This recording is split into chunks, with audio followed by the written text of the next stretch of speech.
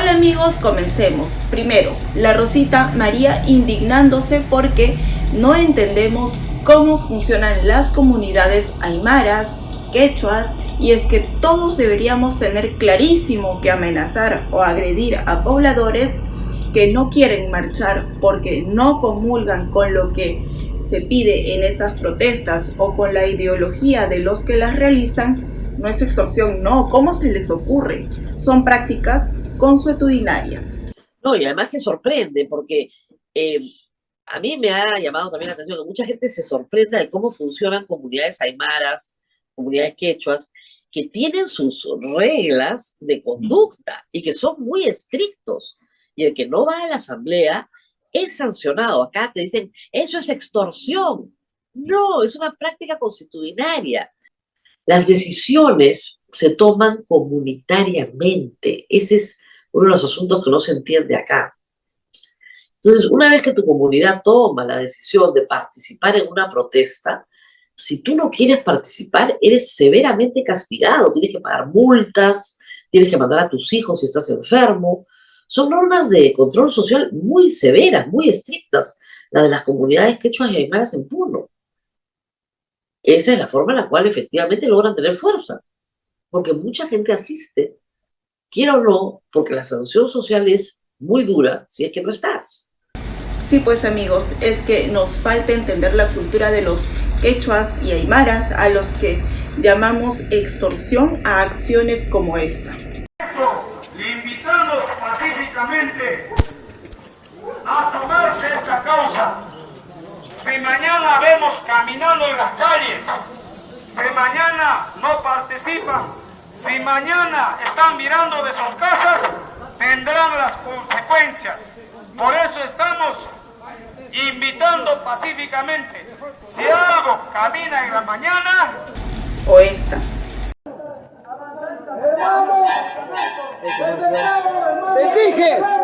Les dije, ¿qué cosa? ¿Quién está grabando? ¡Ay, qué señor! ¡Señor!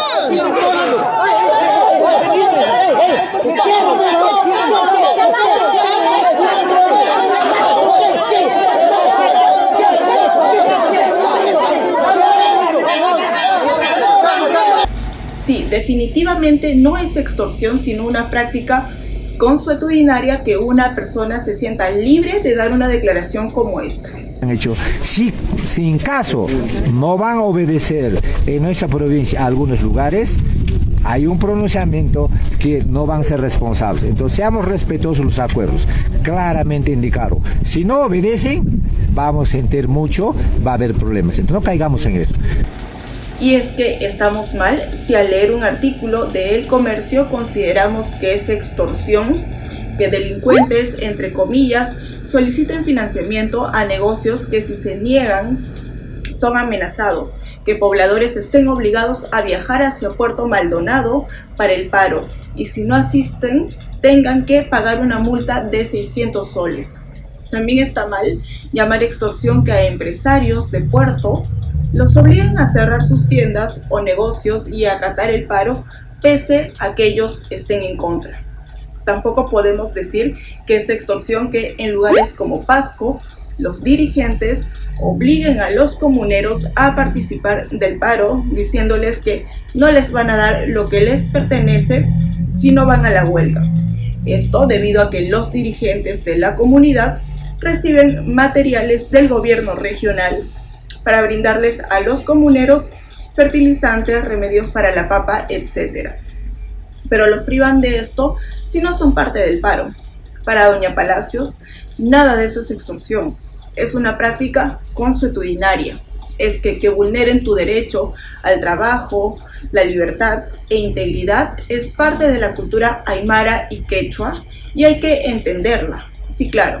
También deberíamos comprender que el matrimonio concertado entre una adolescente y un adulto es parte de la práctica consuetudinaria, parte de la cultura de ciertas regiones del país, ¿no? ¿Qué más dijo la señora Palacios en estas semanas? Que la toma de un aeropuerto no es un acto terrorista, que los tratados que se citan no dicen eso en ninguna parte. Voy a repetir esto una vez más, no porque quiera fastidiar a nadie, ni a ningún colega en particular, pero la toma de un aeropuerto no es un acto terrorista. Los tratados internacionales que supuestamente se citan no dicen eso en ninguna parte. Y una guía legislativa, que también se cita de Naciones Unidas, es justamente una guía para que los parlamentos legislen, no es la ley.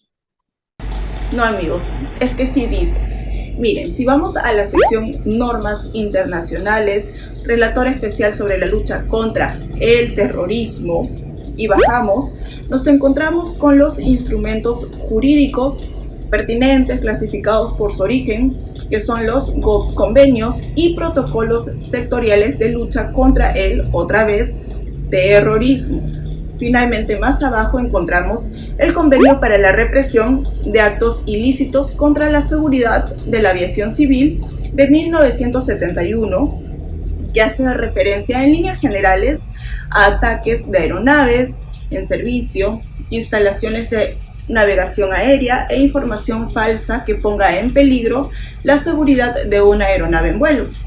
Este convenio es complementado por el Protocolo para la Represión de Actos Ilícitos de Violencia en los Aeropuertos que presten servicio a la Aviación Civil Internacional de 1988, que en su artículo 2, inciso B, señala que comete un delito toda persona que ilícita e intencionalmente, utilizando cualquier artefacto, sustancia o arma, destruya o cause graves daños en las instalaciones de un aeropuerto que preste servicio a la Aviación Civil Internacional o en una aeronave que no esté en servicio o perturbe los servicios del aeropuerto.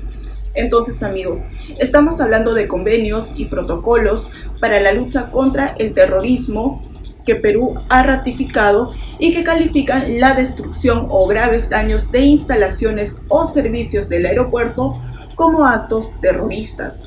Pero hay algo más que le he escuchado decir a la señora, que estos convenios y tratados son una guía legislativa para que los parlamentos legislen, pero que no son ley. Vaya, pero ella no decía eso cuando hacían sus malabares mentales para justificar que la fiscal de la Nación, Patricia Benavides, investigara y acusara al sombrerero Castillo, por más que, como ella misma señala, no hay ningún artículo en la Constitución que permita que al presidente se le investigue ni acuse durante su mandato, salvo excepciones. Aunque ya sabemos que tiempo después, una sentencia de San Martín abrió la posibilidad a que los presidentes sean investigados mientras ejercen función, pero aún no pueden ser acusados. Hay que decir esto. No hay un artículo en la Constitución que permita que al presidente se le investigue durante su mandato. Eso no existe. Pero hay una construcción legal posible. Y el derecho siempre innova, pero sobre la base de la ley y el derecho. No estamos innovando en el aire. Y lo que dice el tratado con toda claridad es que no hay personas que sean ajenas a la investigación de actos de corrupción. Eso no es posible. Ni siquiera en la alta investidura del presidente de la República. Y lo que establece la convención es que para aquellos delitos señalados en esa convención, que son lavado de activos, tráfico de influencias, cohecho, colusión, los que estamos discutiendo ahora, no existe inmunidad posible. Y que este equilibrio, ¿no es cierto?, que hay, tiene que garantizar la investigación, el juzgamiento y la sentencia de quien resulte corresponsable. Ahora, un tratado en el Perú, y este tratado ha sido aprobado por ley, tiene normalmente rango de ley. Y alguien podría decirnos, el artículo 117, que tiene el rango de constitución, impide, ¿no es cierto?, toda acusación durante el mandato. Pero el Tratado contra la Corrupción de Naciones Unidas es interpretado también como un tratado de derechos humanos.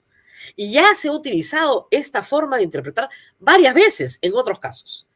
Por lo tanto, siendo un tratado de derechos humanos, de acuerdo a nuestra propia Constitución, tiene rango constitucional.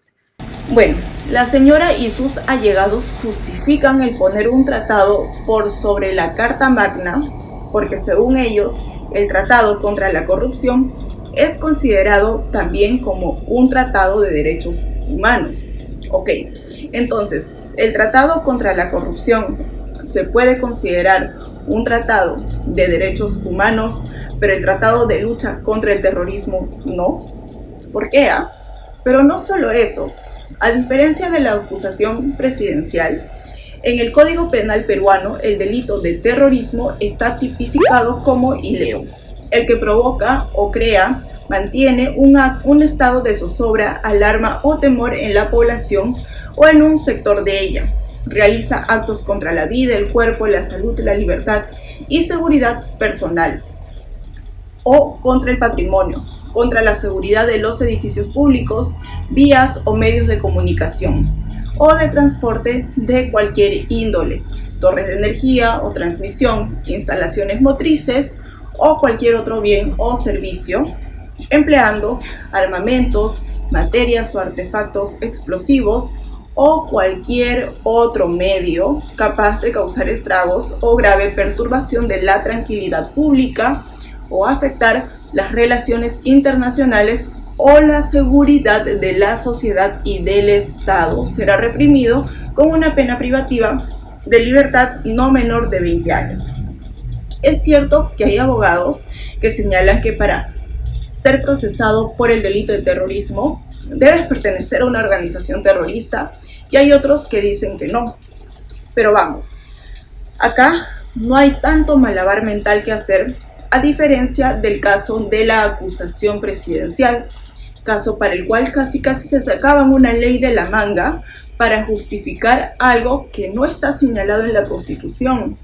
Pero ahora no, por más que nuestro Código Penal lo diga, al igual que convenios internacionales lo hacen, tomar aeropuertos para ella no es un acto terrorista. Y bueno, ni qué decir, aunque el Código Penal peruano lo describa y lo tipifique, para ella y sus amigos generar zozobra en la población a través de actos contra la salud, la libertad, la seguridad, edificios públicos, vías y medios de transporte, etc., no son actos terroristas ni legal ni moralmente. En fin. Ahora, amigos, algo más que vi que la señora Palacios comentó, y hablo de ella no porque sea la única que opina así, sino porque de los que suelen dar este tipo de opiniones es a la única que veo. Pero las otras personas de su círculo no me cabe casi ninguna duda de que piensan igual que ella. Me refiero a los Cifuentes, Cisneros, Chinchas, Oxenfords, Adrián Cenes, Grumendis, etc. ¿Ok? Bueno, algo más que Palacios comentó fue lo siguiente. Y ayer en Lima, para terminar esta parte, fuimos testigos todos de una escena sacada de, no sé, ¿ustedes han visto Game of Thrones? El último capítulo, cuando Daenerys no, está con todos los inmaculados ahí. Es una escena hitleriana, en realidad. Ahí está la foto, ¿no es cierto? Las SS de Hitler se reunían más o menos así, pero la mayoría, que son más jóvenes, han recordado, ¿no es cierto?, Star Wars, y uno los veía marchar y era, ¿qué es esto? La Plaza Roja. Una manifestación de fuerza. Sacar a 10.000 policías a marchar se hace básicamente para que no haya espacio para la marcha. Entonces, son actos de fuerza, actos de intimidación fotográfica, si quieren, pero no es más que eso, la verdad. Y el problema es que la policía está siendo muy maltratada y va a salir muy manoseada de toda esta situación. Ahí tienen las marchas. Es increíble. Además, necesitamos policías en todo el Perú. Ricardo León, periodista del Comercio, decía ayer que había más policías en la avenida Abancay que en Abancay, donde sí necesitamos policías, ¿no? Entonces, que se dejen de payasadas, ¿no? Que la policía se deje de payasadas, casi les dice nazis, al mismo estilo que un tal Petro. Miren, el tema es sencillo.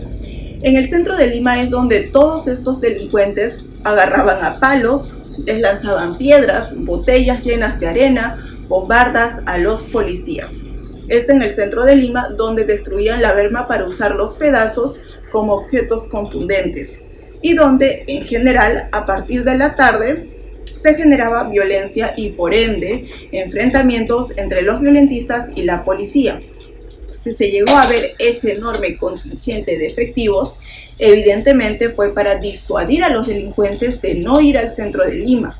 Entonces, si se permite que violentistas se reúnan, realicen actos vandálicos, como sucedió cada uno de los días en los que se reunieron en el centro, y debido a esto se den enfrentamientos entre policías y vándalos, está mal. Pero si se toman medidas disuasivas, como enviar un gran contingente de oficiales para prevenir estos conflictos, también está mal. Entonces, ¿qué es lo que esta gente realmente quiere?